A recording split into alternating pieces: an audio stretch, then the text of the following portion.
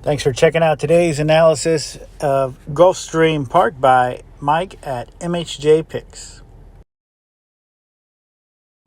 Quick recap of yesterday. We had 3 top choice winners for a profitable ROI.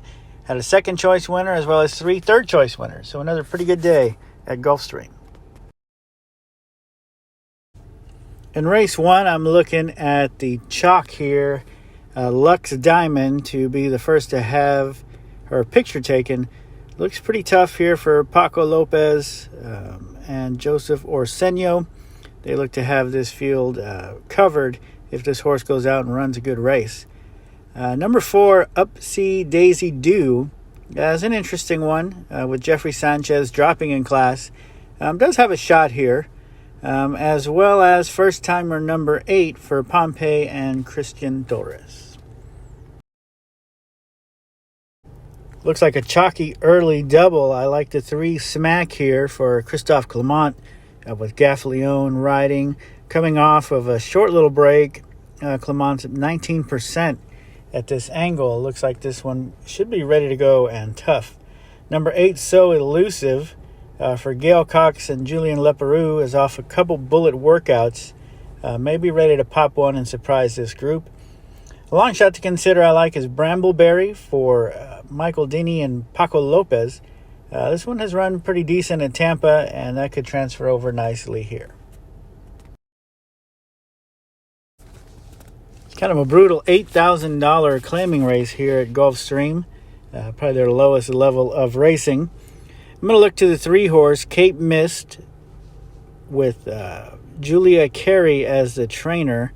Has had a couple decent efforts. May not quite be the fastest here, but is dropping with Kimura in the reins. Number 2, Final Fury is going to be your likely favorite.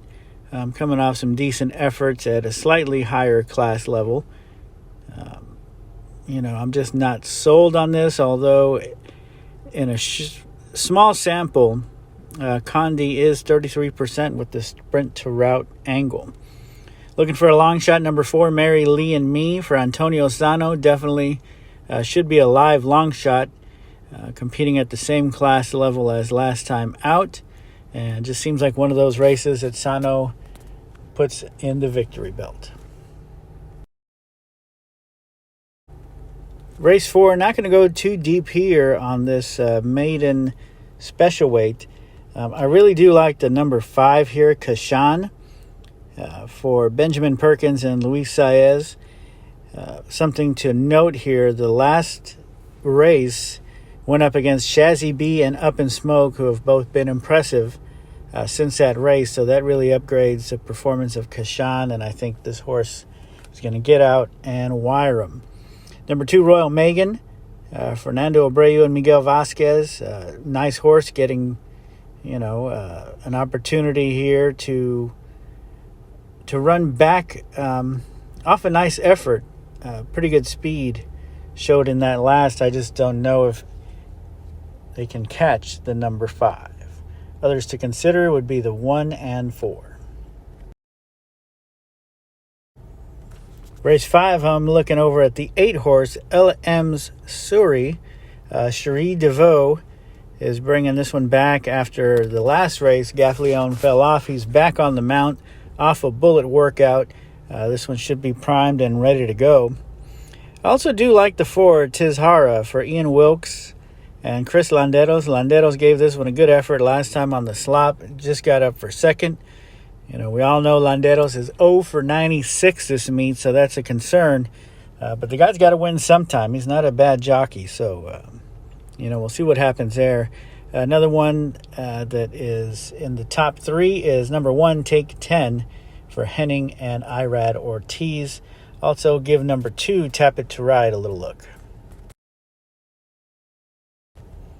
Another $8,000 claimer here today. These races are at times unpredictable. I'm going to look to the number 4, Double Whammy for Epler and Jaramillo. Coming off a little layoff, Epler is 24% with this angle, so that's something that I want to give some consideration to, maybe a decent price. Number 7, Iconic from Maker and Lopez will likely be a favorite and really has a good shot to get it done in this race. You just, like I said, never know with these low-level claimers. Another one, Starship Aramis dropping in class. Navarro and Saez. Deadly combination.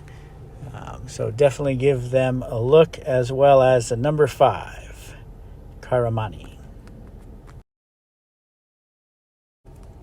Back to the allowance level here, and going with one that might surprise, number 4, Sarasota County for Jairo Rendon, trainer William Hickey. 90 days away plus. This guy's only at 13%. However, I think this one's ready to go. I think, the steady works. They haven't been blowout works, but I think, this one could be ready to surprise the group. Definitely number 2, Real Money, off a bullet workout and the layoff for Cassie, 17%. Certainly has the talent to get it done. Gaffleone is riding great right now. Number 3, Macho Blue, is your morning line favorite for Gallegos and Paco Lopez. Going to be tough in this race. Number 6, 5, and 7 are also ones to consider. So I think it's going to be a pretty open race. It's just why I went for a bit of a long shot on top as a surprise. But I think it is pretty wide open. Race 8, I think, is going to go through number 7, Zippy, for David Fox and Tyler Gaffleone. He's riding pretty good, and this horse he's rid pretty well as well. Should be out on the lead, as around the 2nd and 3rd in similar company. Should be ready to go. Some others who might be a shorter price, and I don't know that they have as good a chance to win, are the number 4, Meet Cute, with Paco Lopez, who is a slight drop in class. You can also look at number 6, St. Larned, who had a nice effort, won back with Marco Meneses returning in the mount. Pretty good rider on long shots. And then the 2, Game Boy Benny. Another allowance here in the 9th. I'm going to look to the 3 for Ian Wilkes, who has been training very well. You got Chris Landeros back on this horse, he has ridden 3 times in a row, and once before that actually led him to his maiden victory, led her to her maiden victory. So I think she's got a viable shot here to get it done. Number 7, Awesome Roar, is one of those just hard charging, always gives it all. She is definitely one to consider for Dobbles and Saez. The one horse here also off a kind of an extended layoff, 14% for Eddie Keneally, with Tyler Gaffleone as Dixie and Candyland. Could be ready to pop off the rail. Wide open finale, mile on the turf, maiden special weight, 43,000. So a lot of horses here have a good shot to win. I'm looking for a long shot in number 4, Sister O'Toole, for Graham Motion, coming over from Tampa. This horse ran pretty decently out there at a big price. I think today could repeat that effort and may be enough to get it done. First timer for Christophe Clement, number 6, Mo of the West. Also will be tough here, although it is tough on the maiden effort to make it happen at this distance. Number 9, Tynan for Hamilton and Jaramillo. Should be on the early lead, which gives this one a chance. Jaramillo is great up front. Number 5, Pretty and Fast, I think also has a legitimate shot at making this happen. A couple others to consider are 7 and 8. Again, a wide open 10th race. Thanks again for checking us out, and best of luck today at Gulfstream.